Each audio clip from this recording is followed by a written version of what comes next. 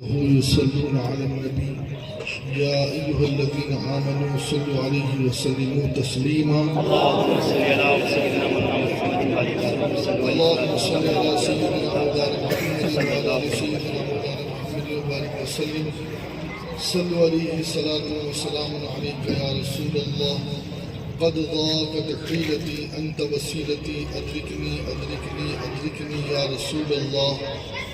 یا صدیق یا عمر یا عثمان یا حیدر دفع شرک الخیراول یا شبیر یا شبر لی خمسة اطفی بها والوباء الحاتمہ المصطفیٰ والمرتضی وابناہما والفاطمہ ناد علی مظہر العجائب تجدہ عونا لک فی النوائب كل هم وغم سينجلي بعظمتك يا الله بنبوتك يا رسول الله بولایتك يا علي يا علي يا علي. غوث اعظم بمن بے سر اسامہ مدد قبل دی مدد کعبہ ایمہ مدد انتظار کرم تست من عینی رائے خدا بے خدا جو خدا دا مدد بگر دابے بلا افتاد کشتی ضعیفانی شکستہ رات و کشتی بحق کے خواجہ عثمان ہارون مدد کن یا معین الدین چشتی. جب دم آخری ہو یا اللہ سامنے ہو چہرے رسول اللہ صلی اللہ علیہ وسلم ہم سب کے لب پہ ہو لا الہ الا اللہ.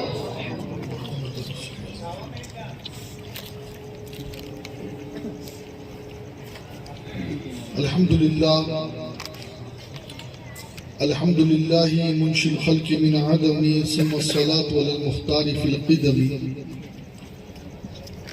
والآل والصحب ثم التابعين لهم أهل التقى والنقى والحلم والكرم. أما بعد فأعوذ بالله من الشيطان الرجيم ببركة بسم الله الرحمن الرحيم.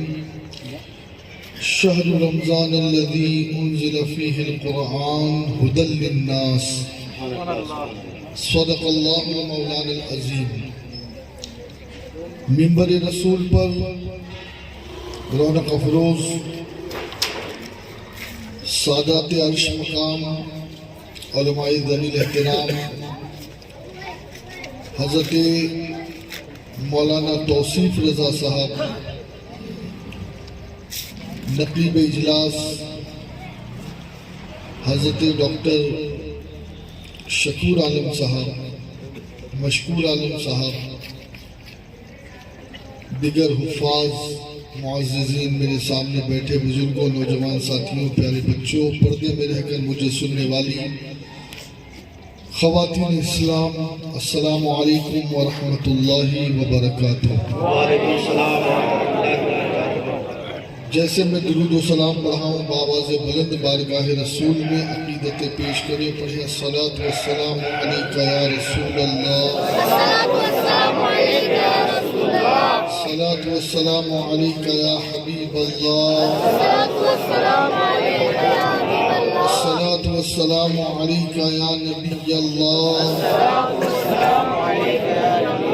الصلاۃ والسلام علیک یا نور اللہ وعلی آلک واصحابک یا حبیب اللہ صلی اللہ تعالی علیہ وسلم. کیا ہی ذوق افزا شفاعت ہے تمہاری واہ واہ. کیا ہی ذوق افزا شفاعت ہے تمہاری واہ واہ. قرض لیتی ہے گناہ پرہیزگاری واہ واہ.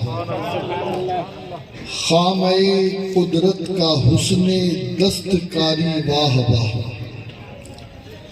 خامہ قدرت کا حسن دستکاری واہ واہ.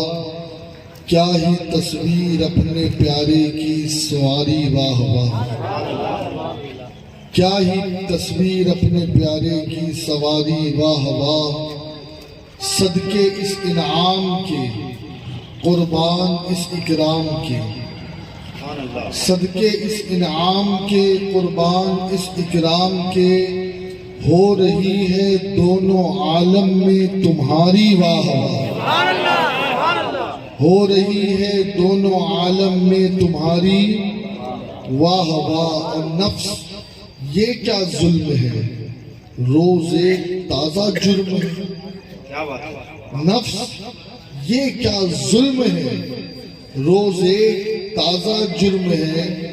ناتواں کے سر پہ اتنا بوجھ بھاری واہ واہ، ناتواں کے سر پہ اتنا بوجھ بھاری واہ واہ۔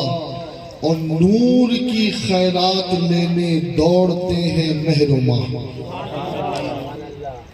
نور کی خیرات لینے دوڑتے ہیں محروما۔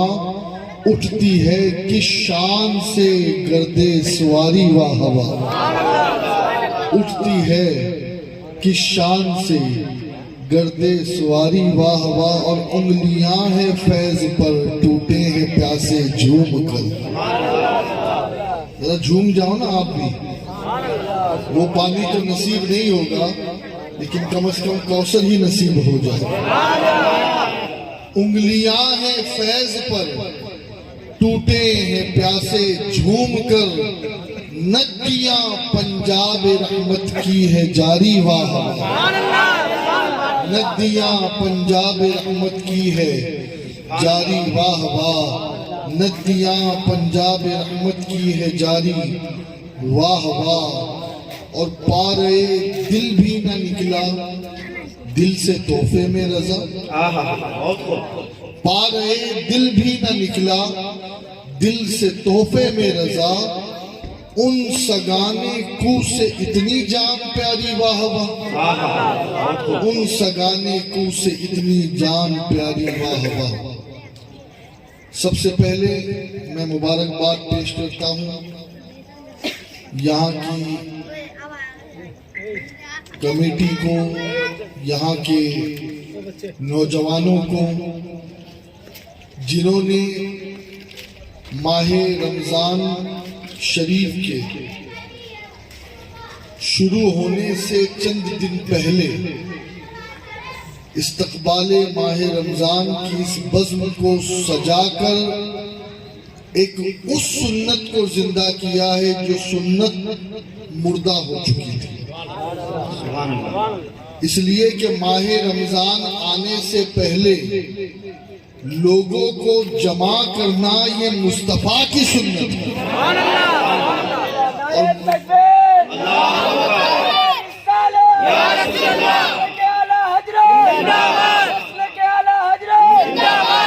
کوئی ثابت نہیں کر سکتا کہ نبی نے غریب نواز کی چھٹی کی محفل سجائی، نبی نے غوث اعظم کی 11ویں کی محفل سجائی، یا محرم کے 10 دن کی محفل سید الشہداء امام حسین کی یاد میں سجائی، کوئی ثابت نہیں کر سکتا۔ لیکن یہ محفل جو آج ہم نے سجائی ہے یہ حدیث مصطفیٰ سے ثابت ہے،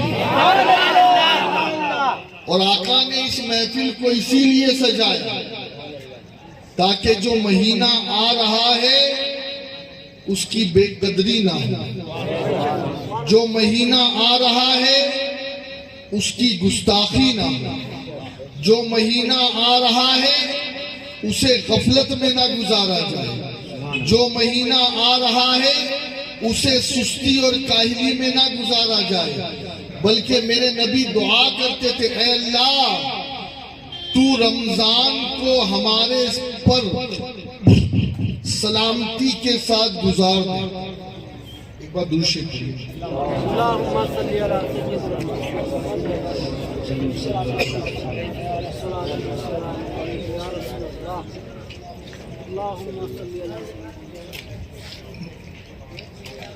تو رمضان کو ہم پر سلامتی کے ساتھ گزار دے اور ہمیں رمضان میں سلامتی عطا فرما۔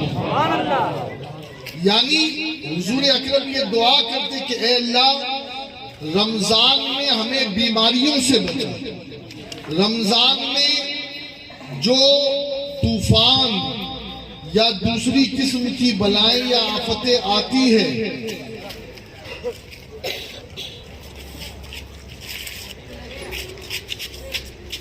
تو ہمیں اس سے بچا۔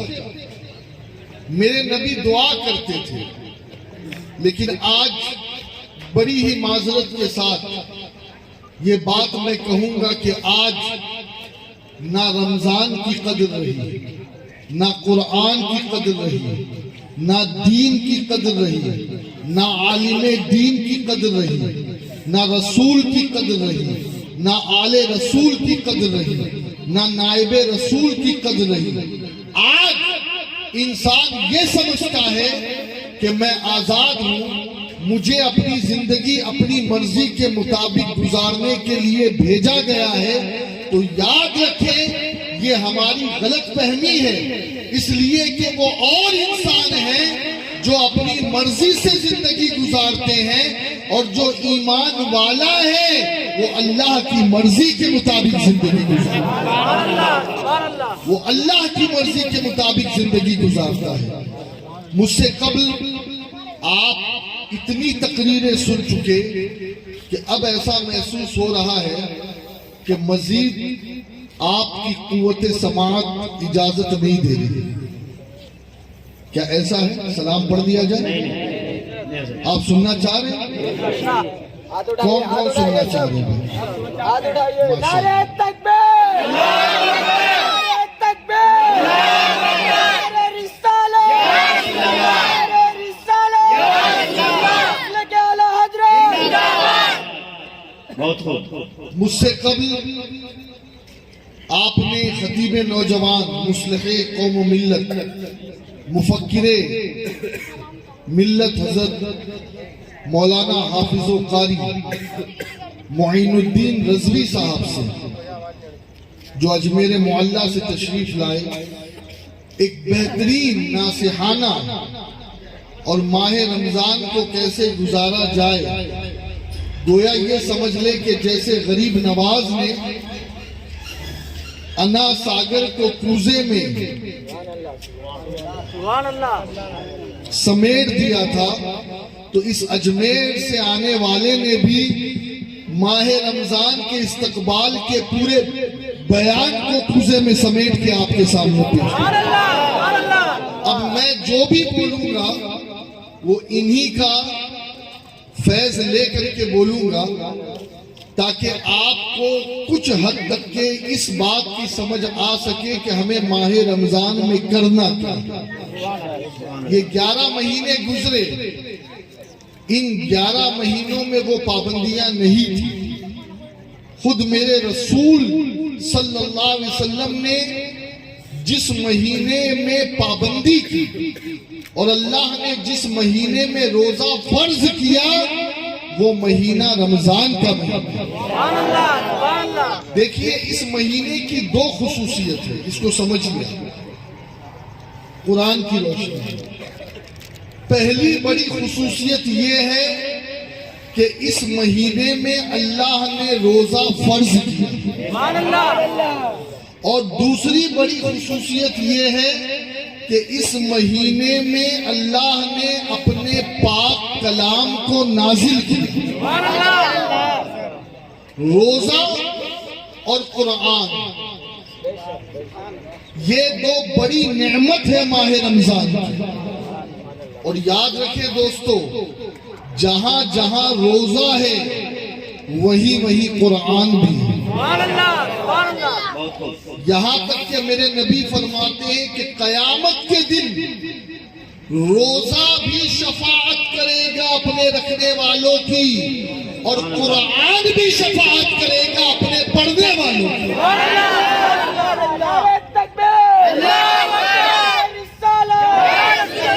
اس مہینے میں آپ کچھ کریں یا نہ کریں، لیکن 5 وقت کی نماز، تراویح کی نماز کے ساتھ ساتھ آپ کو جو کرنا ہے وہ یہ کرنا ہے کہ روزے کو مکمل طور پر اس کی صحت کے ساتھ ادا کرنا ہے، رکھنا ہے، اور نمبر 2 قرآن پاک کی تلاوت کثرت کے ساتھ۔ ایک مرتبہ پورے قرآن کو ختم کرنا اس مہینے میں سنت مؤکدہ علی الکفایہ، اس مہینے میں۔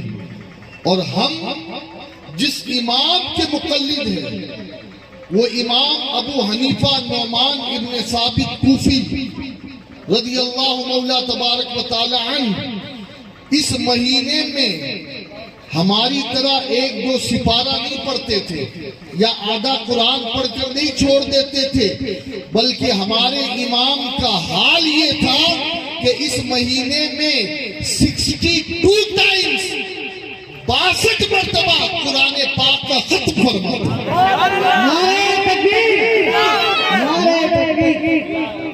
62 مرتبہ قرآن کا ختم کرتے۔ کتنی مرتبہ؟ 62 مرتبہ۔ یعنی آپ یہ سمجھ لیں کہ ایک دن میں ایک اور ایک رات میں ایک، تو اس طریقے سے 30 دن اور 30 رات ہوتے ہیں۔ تو میرے امام 30 دن اور 30 رات میں پورا قرآن ختم کرتے تو 60 ہو گیا، اور ایک قرآن میرے امام تراویح کی نماز میں ختم فرمایا۔ اور جانتے ہو قرآن سے محبت کیا ہوتی ہے؟ یہ نہیں کہ چوم لو، یہ نہیں کہ سر پہ رکھ لو، یہ نہیں کہ کوئی بیمار ہوا تو قرآن کی ہوا دے دو۔ قرآن کی محبت اگر سیکھنی ہے تو بارگاہ سراج الائمہ نعمان ابن ثابت میں ہمیں جانا پڑے گا۔ اور جانتے امام اعظم نے وصیت کی تھی کہ اس جگہ مجھے دفن کر دو، تو جب آپ کو زہر دے کر کے شہید کیا گیا، اور ماشاءاللہ آپ بھی جو شہید ہوئے نا وہ آل محمد کی محبت میں شہید ہوئے۔ یہ شہادت بڑے کم لوگوں کو نصیب ہوتی ہے کہ اس لیے مارا جائے کہ یہ آل محمد کا عاشق ہے۔ اور جو سچا حنفی ہوگا نا وہ بھی تمنا یہی کرے گا، مولا ہمیں موت نبی کی آل کی محبت میں عطا فرما۔ یہ بڑی سعادت کی بات ہے۔ وہ امام جو کہتے ہیں کہ اگر کسی نے پوچھا عمر کیا ہے، کہتے 2 سال، تو کہا حضور 2 سال؟ آپ تو اتنے بڑے ہیں اور فرما رہے 2 سال؟ تو کہتے بات یہ ہے کہ جو 2 سال میں نے امام جعفر صادق اور امام محمد باقر کی جوتیاں سیدھی کرنے میں گزاری، اسی کو اپنی زندگی سمجھتا ہوں، اسی کو اپنی زندگی سمجھتا ہوں۔ اور اگر میری زندگی میں وہ 2 سال نہ ہوتے تو نعمان ہلاک ہو جاتا۔ گویا نعمان ابن ثابت بتا رہے ہیں کہ بقا ابو حنیفہ کی بھی خدمت آل رسول میں، ادب آل رسول میں، توقیر آل رسول میں، تأدب آل رسول میں۔ اور کان کھول کر کے اس بات کو سنیں کہ حضرت نعمان ابن ثابت رضی اللہ تعالی عنہ بہت بڑے بزنس مین، ہاں سمندروں میں 1 2 نہیں سینکڑوں کشتیاں چلتی تھی، مال بردار، جس پر ہزاروں ٹن مال درآمد اور برآمد ہوا کرتا تھا۔ لیکن سنیں امام اعظم کی محبت نبی کی آل سے، ایسے تو امام اعظم ابو حنیفہ رحمۃ اللہ علیہ کی ایک عادت یہ تھی کہ اگر کوئی علم حاصل کرنا چاہتا تو اس بچے کی پوری کفالت کا ذمہ امام اعظم خود لیتے تھے۔ اس کے ماں باپ کو کہتے تھے یہ بچے کی ذمہ داری میری، بلکہ اسے عالم بھی بناتے اور عالم بنانے کے بعد اسے بزنس مین بھی بناتے، اور کہتے ایک طرف بزنس کر اور ایک طرف دین کی خدمت۔ لیکن اسی کے ساتھ آپ کی جو کمائی آتی 40% اس کمائی میں سے آپ نبی کے گھر والوں پہ خرچ کرتے تھے، یعنی آل محمد کی بارگاہ میں خرچ کرتے تھے۔ آج لوگ خمس کی باتیں کرتے ہیں اور خمس کے نام پر سادات کا مال بھی ڈکار لیتے ہیں۔ میں کہتا ہوں سنو، اگر سیکھنا ہے تو ابو حنیفہ سے سیکھو کہ جنہوں نے اپنے پورے مال کا 40 حصہ 40واں آل محمد کے لیے وقف کر دیا، نبی کے گھر والوں کی خدمت کرتے تھے۔ اب ایک چیز سن لے، نبی کے گھر والے غریب ہو یا امیر ہو اس سے مطلب نہیں، خدمت ہوتی ہے، وہ نبی کے گھر والوں کی خدمت کرتے تھے۔ خیر میں بات زیادہ لمبی نہیں کرنا چاہتا، آپ ابھی تراویح پڑھیں گے، آپ کے علاقے میں تراویح کتنی رکعت پڑھی جاتی ہے؟ مجھے آواز ہی نہیں آئی۔ 40 23 30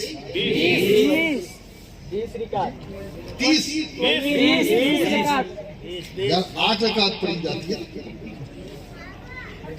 کتنی پڑھی جاتی ہے؟ نہیں 8 رکعت آج کل بڑا معاملہ چل پڑا ہے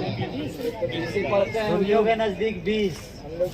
بھائی دیکھو، ہمارے امام اعظم ابو حنیفہ 20 رکعت پڑھتے تھے، عمر بن خطاب 20 رکعت تراویح پڑھتے تھے، اور یہ 20 رکعت میرے نبی کی سنت سے ثابت ہے۔ لیکن معاملہ کیا ہے کہ دین میں بھی کچھ ایسے لوگ آ گئے کہ وہ گلیاں نکالنے لگے، اب پیٹ اتنا بڑا ہو گیا کہ وہ 20 رکعت کے لیے کھڑے ہی نہیں ہو سکتے، تو کہا یار اس میں بھی کچھ ڈنڈی مارو، کیا بات ہے، اس میں بھی کچھ ڈنڈی مارو، تو کہا نہیں وہ 20 نہیں، یہ تو نفل ہے، 8 بھی پڑھے گے تو چلے گا۔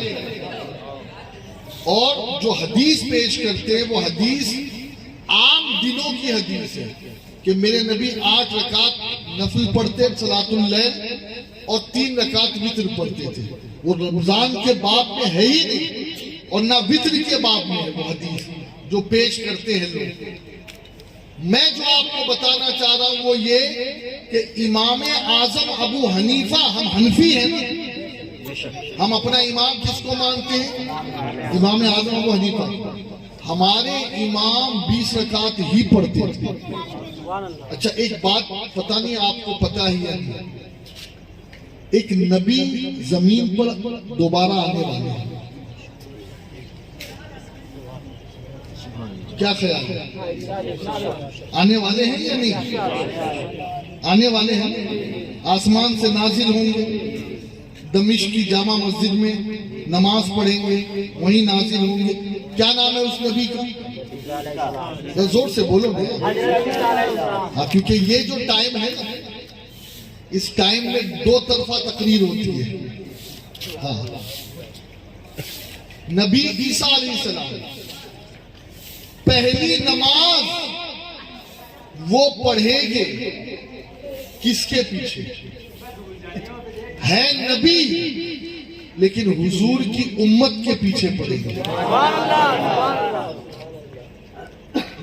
لیکن امت میں بھی ہر امتی کے پیچھے نہیں پڑھیں گے، اس امتی کے پیچھے پڑھیں گے جس کے بدن میں خون رسول دوڑ رہا ہے۔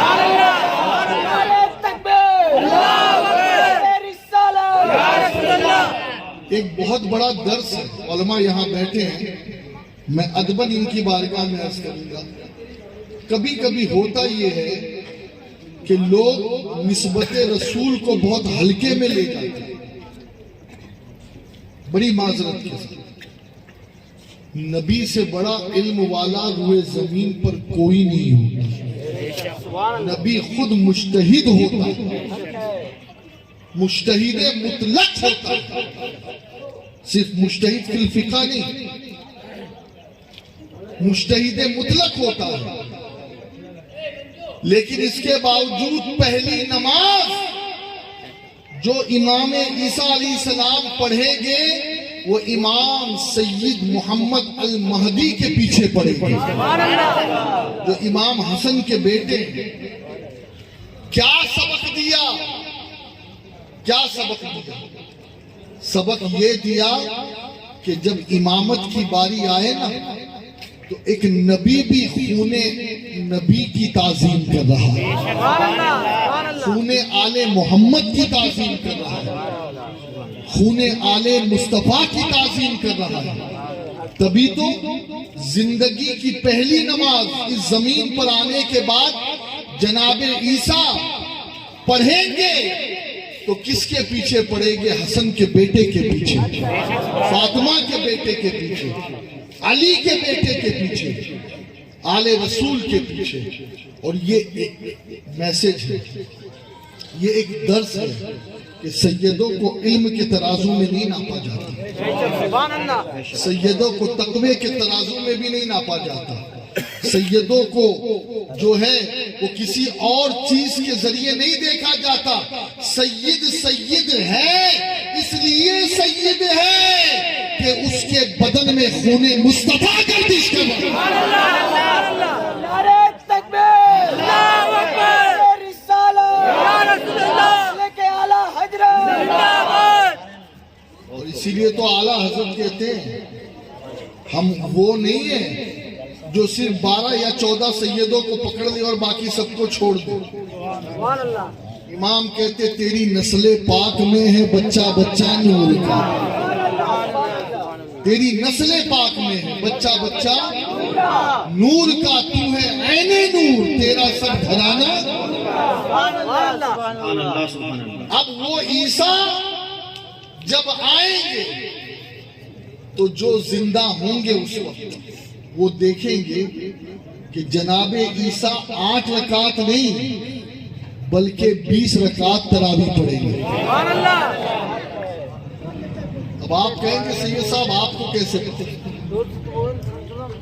میں ابھی جس کا نام لے رہا ہوں وہ پوچھنے والے کہ ابا جان کا نام لے رہا ہوں، سبحان اللہ۔ جن کا نام سن کر ہی ان کو سکتہ طاری ہو جائے گا، ہاں، اور پھر وقف لازم آ جائے گا۔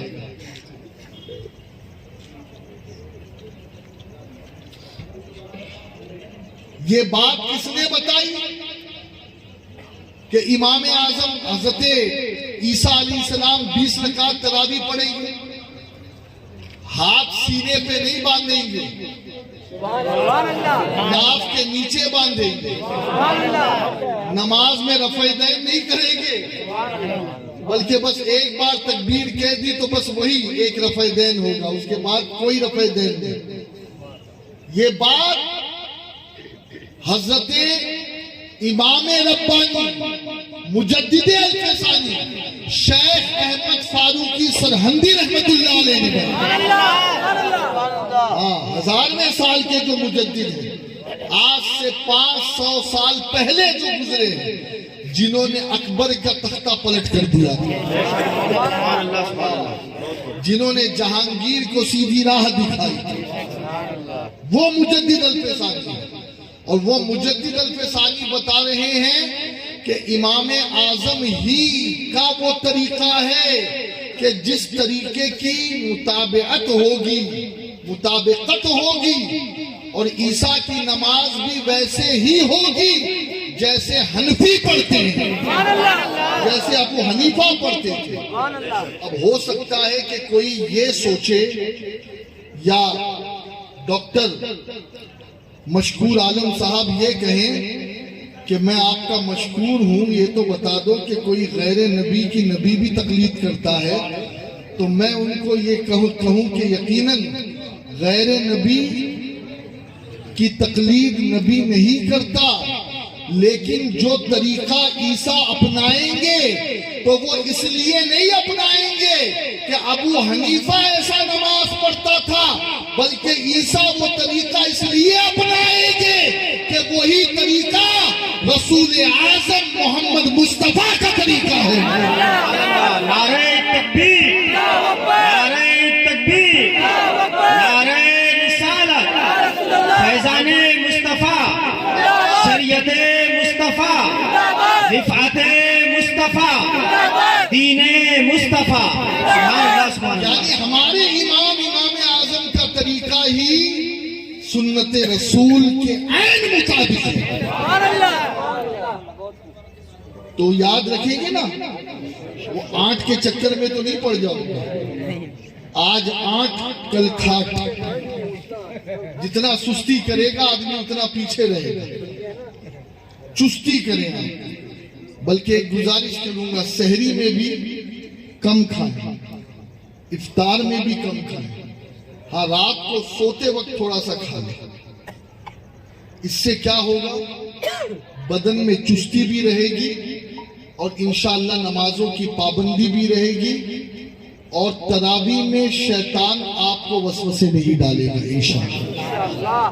اور جماعت سے نماز پڑھو۔ ایک گزارش اور کر دو، ایک سسٹم بہت چل نکلا ہے، کہیں 7 دن کی تراویح، کہیں 10 دن کی تراویح۔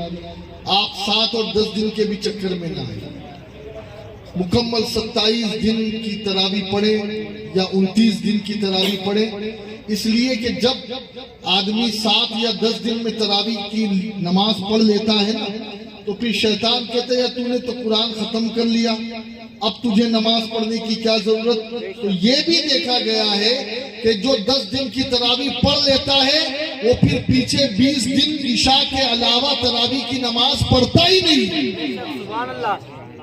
جبکہ قرآن ختم کرنا ایک سنت ہے اور تراویح کی 20 رکعات پوری پڑھنا یہ ایک سنت ہے۔ سمجھ میں آئی ہے نہیں بھائی؟ تو آپ نے اگر 10 دن میں قرآن ختم کر بھی دیا تب بھی آپ کو جب تک چاند نظر نہ آ جائے اس وقت تک کہ 20 رکعت تراویح سنت پڑھنی ہے۔ اور آپ تو آپ ہے جناب، ہمارے گھر میں جو عورتیں ہیں انہیں بھی پڑھنی ہے، انہیں بھی 20 رکعت تراویح پڑھنی ہے، اور یہ ضروری نہیں ہے کہ پورا قرآن ہی اس میں پڑھا جائے۔ اگر کسی کو سورہ فاتحہ کے علاوہ ایک ہی سورت یاد ہے، قل هو اللہ احد، اسی سورت کو 20 رکعت میں پڑھو تب بھی نماز ہو جائے، لیکن تراویح معاف نہیں۔ ہاں کوئی ایسی عورت ہے یا ایسا مرد ہے جس میں کھڑے ہونے کی سکت ہے ہی نہیں، تو پھر اسے بیٹھ کر بھی پڑھنے کی اجازت ہے، لیکن تراویح معاف نہیں ہے، یہ یاد رکھیں۔ تو میں بات کر رہا تھا کہ ایک تو اس میں روزے فرض ہے اور دوسرا اس میں قرآن نازل ہے۔ ہمارے امام جب شہید ہونے والے تھے اس سے پہلے وصیت کی کہ میری قبر اس جگہ پر بنا۔ آپ نے کبھی وصیت کی؟ ہاں نہیں نا؟ وجہ یہ کہ ہمیں تو مرنا ہی نہیں، ہمیں تو جینا ہے نا۔ روزانہ دیکھ رہے ہیں جنازہ لائن سے جا رہا ہے، لیکن کہتے ہیں یار وہ جا رہا ہے نا، اپنے تو ابھی بہت جیئیں گے۔ دوستو یاد رکھیں، موت کا کوئی بھروسہ نہیں، اور اس لیے بھی انتظار مت کرو کہ شب برات آئے گی تو معافی مانگیں گے، اس لیے کہ کئی لوگ شب برات تک پہنچ بھی نہیں پاتے، اس لیے ابھی معافی مانگو۔ موت کا کوئی بھروسہ نہیں، کوئی بھروسہ نہیں۔ ایک صاحب کو تو ہم نے اپنے ہاتھوں سے دفنایا 14 تاریخ کو جمعہ سے پہلے، یعنی ان کے نصیب میں شعبان کی 15ویں رات بھی نہیں تھی، اور اسی دن ان کا انتقال ہو گیا۔ تو دوستو یاد رکھیں، موت کا کوئی بھروسہ نہیں ہے، ابھی سے تیاری کر لیں اپنی قبر کی، اپنی آخرت کی، اور استغفار کے ذریعے سے اپنے کو پاک و صاف رکھیں۔ تو خیر، امام اعظم فرماتے ہیں کہ مجھے فلاں جگہ دفنا ہے۔ دیکھیں جن کو موت سے محبت ہوتی ہے نا، ان کا حال یہ ہوتا ہے کہ وہ تو جیتے جی کفن بھی تیار رکھتے ہیں،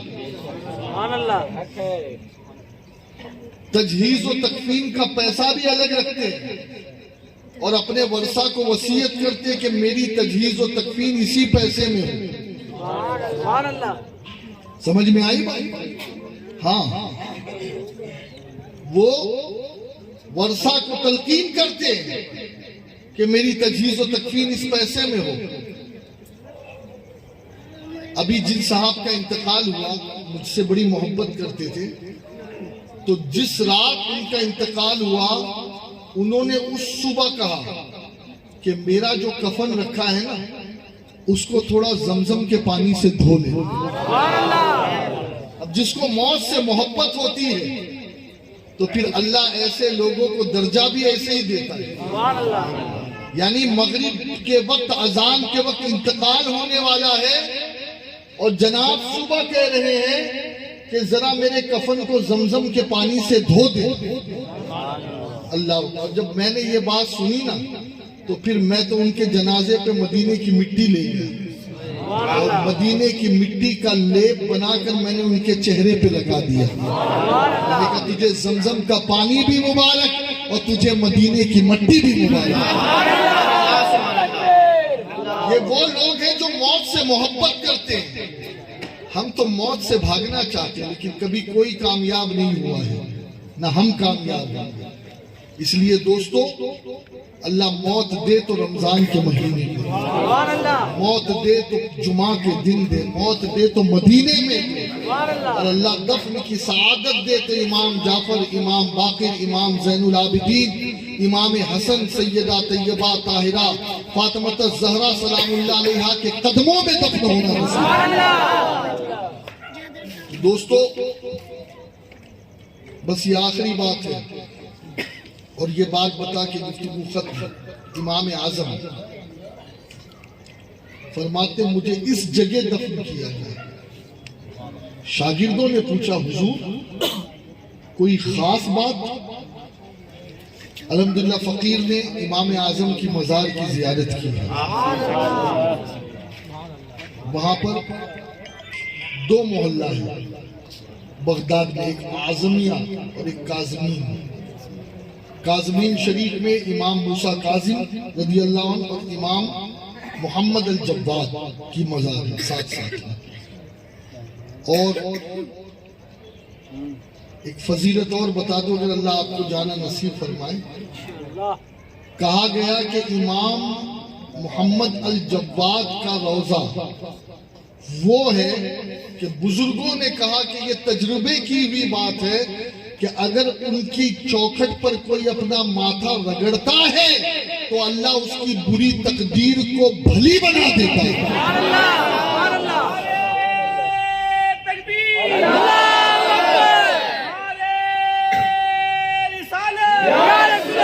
میرے پاس اچھا اعلیٰ حضرت کا نام احمد رضا کیوں ہے یہ بھی آج بتا دوں. یہ محمد الجواد کے والد ہیں جن کا نام ہے امام علی رضا جن کا مزار مشہد میں ہے. تو یہ نسبت رضا وہیں سے امام احمد رضا کو ملا. یہ اہل بیت کی نسبت ہے. سمجھ میں آئی نا؟ تو خیر نماز امام جواد کی مزار پر یہ کہا گیا ہے. تو میں تو گناہگار ہوں، مجھے تو میرے کسی عمل پہ بھروسہ ہی نہیں ہے کہ وہ عمل مجھے بخشوا دیں گے یا جنت دلا دیں گے. کوئی عمل ایسا ہے نہیں. لیکن ہاں امام کی چوکھٹ پر میں نے ماتھا رگڑا. مجھے اس سے توقع ہے کہ انشاءاللہ یہ میرا ماتھا رگڑنا موت کے وقت مجھے سعید بنائے گا اور خاتمہ خیر کرنے پر تعاون کرے گا انشاءاللہ. یار رسول کی نسبت کام آئے گی انشاءاللہ. تو 2 علاقے بیچ میں دریائے دجلہ ہے. بولو سبحان اللہ. آپ وہ منظر دیکھیں گے نا آپ کا دل خوش ہو جائے گا. بیچ میں دریائے دجلہ ہے، اس طرف امام موسیٰ کاظم اور امام محمد الجواد کا مزار، اور دریائے دجلہ کے اس طرف امام اعظم ابو حنیفہ کا مزار. میری کشتی کو بھی دجلہ کا کنارہ مل جائے. ایک شعر وہاں پر میں نے کہا ہے میری کشتی کو بھی دجلہ کا کنارہ مل جائے، از پے کاظم و جواد میرے غوث پیا، از پے کاظم و جواد میرے غوث پیا. تو امام اعظم ابو حنیفہ کی مزار الحمدللہ میں نے دیکھی. اللہ آپ کو بھی دیکھنا نصیب فرمائے. امام اعظم جہاں دفن ہوئے فرمایا مجھے اسی جگہ دفن کرنا مرنے کے بعد. شاگردوں نے سوال کیا حضور آپ کیوں وہاں دفن ہونا چاہتے ہیں، وجہ کیا ہے وہاں دفن ہونے کی؟ تو جانتے ہو میرے امام نے کیا کہا؟ میرے امام فرماتے ہیں کہ اسی جگہ بیٹھ کر میں نے 7,000 مرتبہ قرآن پاک کا ختم کیا ہے، اس لیے میں یہاں دفن ہونا چاہتا ہوں کہ جہاں قرآن کا ختم ہو جائے اس جگہ عذاب نازل نہیں ہو سکتا۔ نعرہ تکبیر، نعرہ تکبیر، نعرہ رسالت، نعرہ رسالت، مسلک اعلی حضرت، مائل سنت، نعرہ تکبیر، نعرہ رسالت۔ میں آپ سے پوچھوں، آپ نے اپنے گھر میں کتنی مرتبہ قرآن کا ختم کیا ہے؟ کیا کوئی جگہ مختص کی ہے جہاں قرآن ختم کیا جائے؟ بولیے نا، نہیں نا۔ لہٰذا میں آپ سبھی سے گزارش کرتا ہوں کہ قرآن پاک کا ختم، اور دیکھیے قرآن پاک کو ختم کرنا کوئی پہاڑ گنج کے پہاڑ کو سر پہ اٹھانے کے برابر نہیں ہے، بہت آسان۔ ماہ رمضان میں اور عام دنوں میں آپ کتنی وقت کی نمازیں پڑھتے ہیں؟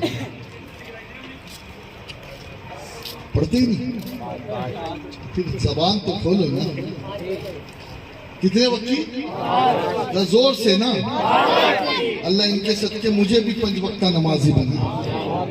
ہاں، 5 وقت کی نماز پڑھنے والا مفتی اعظم ہند کا قول ہے کہ اگر اس وقت اس زمانے میں کوئی حرام سے اپنے آپ کو دور رکھے اور 5 وقت کی نماز پڑھ لے تو ولی ہے وہ، اس دور وہ ولی ہے، وہ ولی ہے۔ تو ماشاءاللہ آپ 5 وقت کی نماز پڑھتے ہیں۔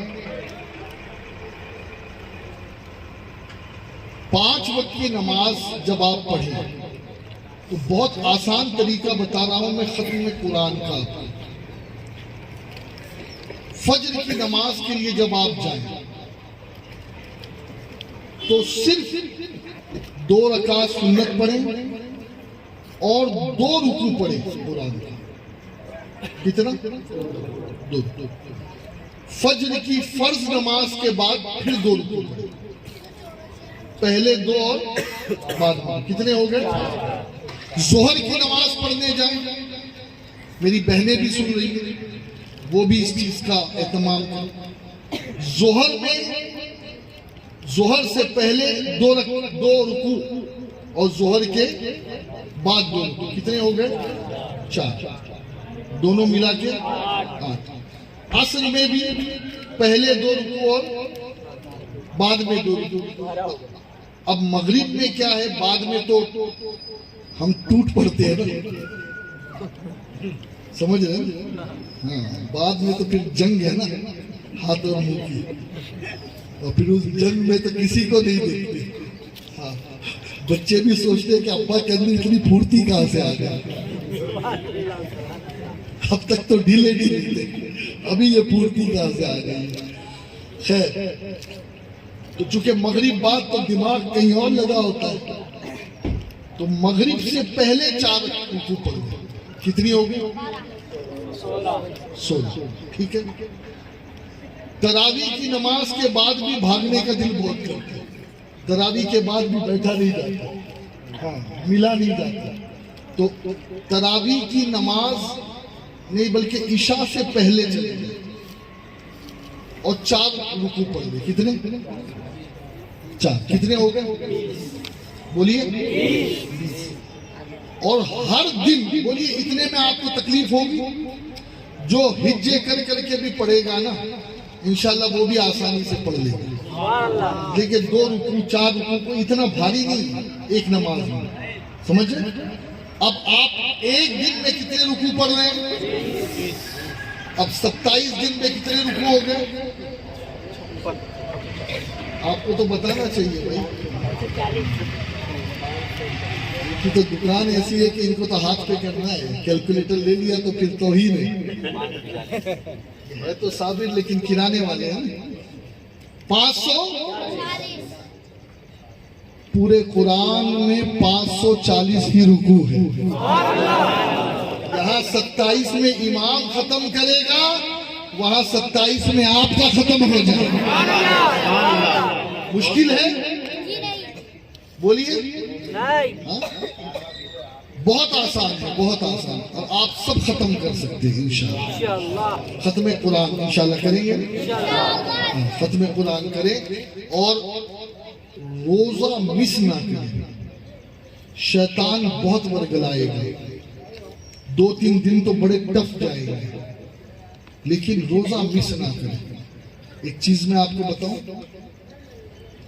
سیدہ فاطمہ الزہرا، میری بہنیں بھی سن رہی ہیں، ایک مرتبہ سیدہ فاطمہ الزہرا رات بھر بخار میں تھی، مولا علی بھی نہیں سوئے، صبح کا وقت قریب آنے لگا تو دونوں کو نیند لگ گئی۔ اب مولا علی جب بیدار ہوئے تو اذان فجر کا وقت ہو گیا تھا، تو دیکھا سیدہ فاطمہ الزہرا نماز پڑھ رہی ہے، یعنی پہلے سے اٹھ کر کے ٹھنڈے پانی سے وضو کر کے پہلے سے پاگل ہو گیا ہے کیا یہ؟ ہاں بچے کو مار رہا ہے،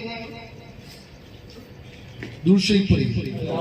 یہ تہذیب ہے مسلمانوں کی، ہاں یہ تہذیب ہے مسلمانوں کی۔ ہاں جس کو مارنا ہے اگر وہ سامنے آ جائے نا تو یہ چوہا بن جاتا ہے، اور بچوں پہ زور آزماتے ہیں، اللہ معاف کرے۔ حضور فرماتے جو اپنے چھوٹوں کے اوپر شفقت نہ کرے اور اپنے بڑوں کی عزت نہ کرے وہ ہماری سوسائٹی سے آؤٹ ہے۔ یہ بچے مارنے کے لیے نہیں، یہ بچے پیار کے لیے، یہ تمہارے پیار کے لیے، پیار، ٹھیک ہے؟ اب خود سوچیں نا، جب اتنے بڑے مجمع کے سامنے وہ مارے تو اکیلے میں کیا نہیں کرتے بچوں کے سامنے۔ اللہ ہمیں ہدایت دے اور بچوں سے محبت کے ساتھ پیش آنے کی توفیق دے۔ حضرت عمر فاروق اعظم ایک گورنر کو چھوڑنے جا رہے تھے، تو مدینے کے کچھ بچے حضرت عمر کا کرتا کھینچ رہے تھے، کچھ بچے آگے سے کھیل رہے تھے، کچھ پیچھے سے، اور آپ اس کو منع ہی نہیں کرے تھے بچوں کو۔ تو وہ گورنر کہتے ہیں حضور آپ بچوں کو کچھ کہہ ہی نہیں رہے اور یہ بچے آپ کے کپڑوں کے ساتھ کھیلے جا رہے، میرے سامنے تو بچوں کی ہمت نہیں ہے کہ مجھے ہاتھ لگا دے یا میرے کپڑے پہ ہاتھ لگا دے۔ آپ نے کہا یہیں رک جا، وہ لاکھ ذرا تیرا کاغذ دینا نا، لا تیرا وہ گورنر نامہ کا، حضور یہ گورنر نامہ پھاڑ دیا، کہا میں نے غلط آدمی کو گورنر بنا، سبحان اللہ، غلط آدمی کو گورنر بنا دیا۔ اس نے کہا حضور میں نے کون سی ایسی گستاخی کی؟ کہا جو بچوں پہ رحم نہیں کر سکتا وہ رعایا پہ کیا رحم کرے گا؟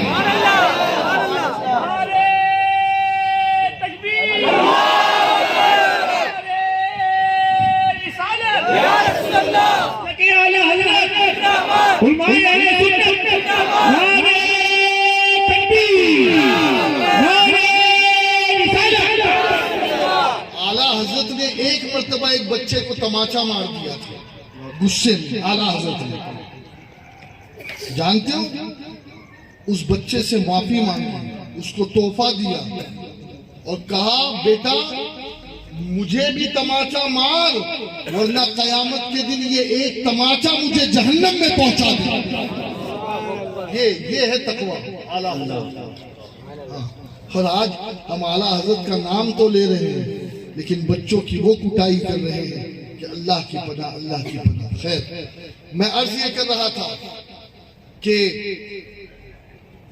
قرآن پاک ختم کریں اور روزہ مس نہ کریں، روزہ مس نہ کریں، شیطان بہت ورگلائے گا، بہت تکلیف ہوگی۔ اور پتہ نہیں ہم نے بھی تو بڑے عجیب عجیب شوق پال رکھے ہیں نا، کوئی چھالیاں کھاتا ہے، کوئی گٹکا کھاتا ہے، کسی کو پان کا شوق ہے، کسی کو بیڑی کا شوق ہے، کسی کو پان مسالے کا شوق ہے، کوئی سوکھا کھاتا ہے، کوئی گیلا کھاتا ہے، پتہ نہیں کیا کیا شوق ہم نے پال رکھے ہیں۔ کوئی کھینی کھاتا ہے، اور وہ کیا بولتے ہیں چونا تمباکو کھاتا ہے، کوئی گل کر کے گل ہو جاتا ہے۔ ہاں یہ گل جیسے ہی کرتے نا تو پھر اس کو گل ہونا ہے، وہ پبلک کے سامنے بیٹھ ہی نہیں سکتا، اس لیے کہ وہ گل کا نشہ اسے پبلک کے سامنے سے گل کر کے بستر شاہ بابا کے عرس پہ پہنچا دیتا ہے۔ تو اسی لیے یہ تمام چیزوں کو مت پالو، یہ روزے میں بھی تکلیف دیتے ہیں اور عام دنوں میں بھی یہی وہ مرض، یہی وہ چیزیں ہیں جو کینسر کا مریض بناتے ہیں۔ یہ سگریٹ کی عادت، یہ بیڑی کی عادت، یہ گٹکے کی عادت، یہ تمباکو کی عادت، یہ سب چھوڑو، یہ اچھی عادتیں نہیں ہیں۔ بچیں گے نا انشاءاللہ، اس سے بچیں اس سے۔ اور دیکھیے یہی وہ چیز ہوتی ہے نا کہ آدمی شروع تو یہاں سے ہوتا ہے، پھر حکے پہ پہنچتا ہے، پہلے فلیور والا حکا چلتا ہے، ڈبل ایپل، پائن ایپل اور پھر کیا کیا، اور پھر وہ فلیور بدل کر کے ہاں لوگ کہتے ہیں وہ اعلیٰ حضرت کی سنت ہے حکا پینا۔